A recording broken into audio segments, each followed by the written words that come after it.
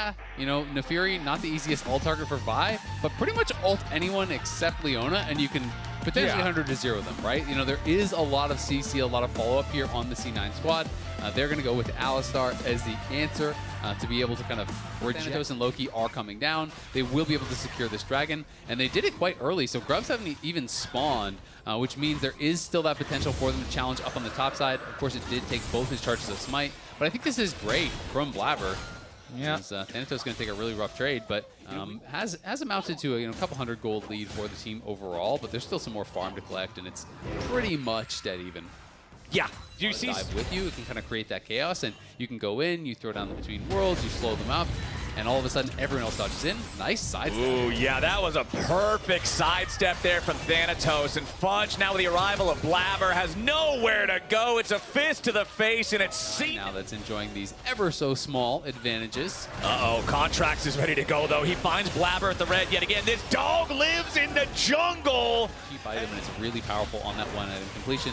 So Blabber instead is saying, you know what, let's not mess with it. I'm building towards the Triforce. That's going to take me a while to get there. So just going to go up towards the top side and try to trade the grubs.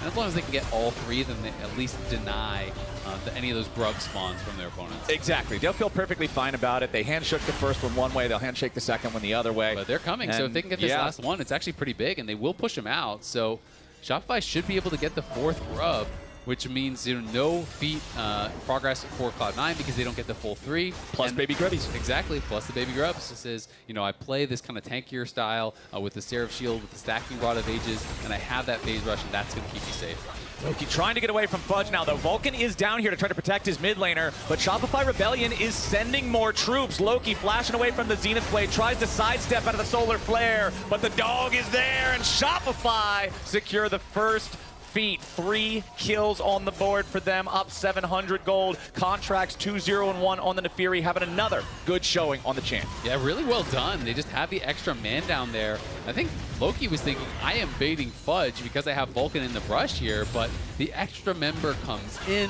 Contracts is there, as is Seos, and Seos has been just kind of moving around the map here with Contracts, helping him on some of these invades, now helping him down in that bot lane. They are able to find the kill and get the flash there off of Loki. Yes, it cost the flash from Seos, but that's not that big of a deal. Done by Cloud9 while Blabber just continues farming down on that bot side, but at the same time, they will lose the tier 1 top, because that was getting worked unchained on the map, and it's nice to see what the addition in this game in a bit has done so far for them. But Cloud9, lots of members down here. Yeah, they want to go after Fudge, beat up the old teammate.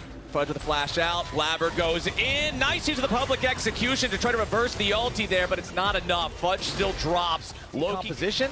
I'm liking what I'm seeing here in the first 18 minutes from Shopify, but Azael, we are getting towards that point of the game that I cautioned against earlier. They've checked the first box. They've had a strong early game. They've gotten out to a nice lead. Now they need to continue. No big macro errors. No bad calls. Yeah, as soon as you see Seos just really protecting this tribe rush that adamantly. But no, C9, they don't want anything to do with it. They're going to give the Voracious Otacon. So Shopify from ever getting another one after that.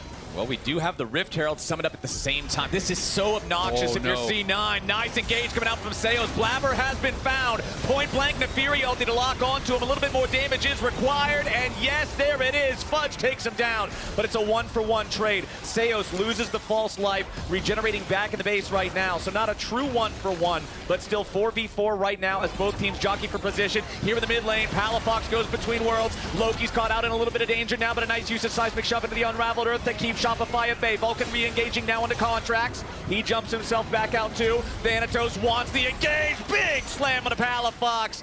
Knocks him into the wall with the Mega Gnar. Another false life claimed. C9 now with a 4-man push squad here in the mid lane. They'll take down that tier 1 turret and take the gold lead. Yeah, they're going to be able to take down the turret, but they will still lose the dragon. Blabber getting caught was really rough at the start of that. We talked about how powerful this Infernal Soul is going to be on a team that has such high damage. Shopify, though, they might just lose Contracts, and that would be huge. Hound's pursuit to try to drop some of the aggro, jumps back over the wall, but Thanatos is ready and waiting. They find Contracts in C9. That was huge at the biggest possible moment. Thanatos coming in to cut off the escape route with a Mega Gnar into the wall. Watch him fall. Shopify. They were waiting. They sent everything for Contract there, and he still almost looked like he was going to get out, even without the flash. But the Q flash engage squad there, You honestly couldn't even tell that they're winning watching Reaper. No, Reaper is cold, man. There is ice in his veins as now Contracts is in some trouble again. Stuck in the pit, has to use Hound's Pursuit, trying to stay alive. A little bit more damage isn't there. It's secured by Blabber, but the Vi is first to drop. Fudge tries to get away from the unraveled Earth. Shopify need to try to exit the pit, and they need to get out with as many men still alive as they can. Loki's ready for the chase as the Weaver's Wall goes after Palafox. Seos and Fudge are both already down. It's a 2-for-1 plus a dragon for C9. Contracts at least just trying to get his Krug. Wants to provide a little bit of protection for B-Boy if he can, but C9 still wants more. They're not quite going to find it, and Shopify again come up short in the fight. Nice little attempt to predict there from Loki, though. He put the seismic shove where the shift was going to put him, so B-Boy had to shift, then immediately flash as he realized he was shifting into that seismic shove. Cloud9, though, full court press here. They have the Baron buff. They win the fight. That means there's going to be greater reward. Here the Baron, Vulcan, and the rest of the squad now taking over the top side of the Shopify jungle, using the pressure, using Wears up to fight for the Infernal Soul, hoping that a win here might be able to get them back to an even level of power against this accelerated C9 as Loki just throws out the Weaver's Wall. Everybody is stuck on the wrong side except for Seos, who's going to get bursted down before anything else even happens. C9 got a 5v4, and Thanatos has a Mega Gnar bar fully charged. He's looking for the opportunity. He finds the slam on the B-Boy, and there's the first marksman death this game. Shopify have already lost 3 contracts. The dog got took behind the shed, too. There is nobody safe. Palafox knocked back by Vulcan. Sven's not close enough to continue the damage. C9 has stopped the Soul. They've killed 3. They're pushing into the enemy base, and Fudge cannot find a way back. Blabber just running them around in circles, keeping them occupied, keeping them busy. Seos is going to respawn in about 3 seconds, but there's no contracts, no B-Boy for 25. Seos and Palafox stepping up to try to stop C9 from ending the game, but Palafox is already dead. Seos just scrambling to try to waste their time, but there's no way. The piercing arrow gets him, and now finally Fudge is back home, only to be buried with the rest of his team. 13-7, 35 minutes into the game. C9 finds their first win of Split 2.